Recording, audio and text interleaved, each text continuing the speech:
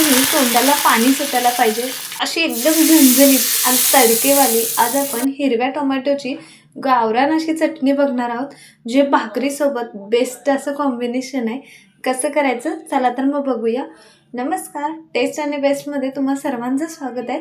चला तर मग आजच्या या रेसिपीला सुरुवात करूया. आता आधी तवा ठेवलाय लोखंडाचा, त्याच्यावरती एक मोठा चमच्याने तेल टाकायचं आहे. तेल चांगलं गरम झालं की या ठिकाणी मी इथं मीडियम साईजचे 6 टोमॅटो घेतलेत. हिरवे टोमॅटो किंवा गावरान टोमॅटो म्हटले जातात ते. थोडेसे घट्ट बघूनच घ्यायचे, धुवायचेत आणि बारीक उभे काप चिरून घ्यायचेत. एक 2 ते 3 मिनटं गॅस मोठा करूनच मी इथं परतून घेतलेलं आहे.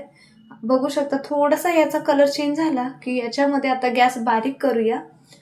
15 ते 16 लसणाच्या पाकळ्या, अर्धा इंच जिरे, अर्धी वाटी शेंगा आणि हिरवी मिरची घेतल्यात 5 ते 6. शक्यतो तर हिरवी मिरची आणि लसूणचा वापर थोडासा जास्तच करायचा आहे, म्हणजे चवीला खूप छान अशी लागतात.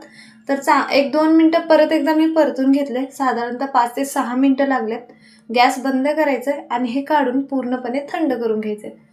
थंड झालं की मिक्सरच्या जारमध्ये हे काढून घेऊया आणि याच्यामध्येच या ठिकाणी मी कोथिंबीर घेतली अर्धी वाटी, निवडून स्वच्छ धुवून घ्यायची. झाकण लावूया, पाणी वगैरे न वापरता.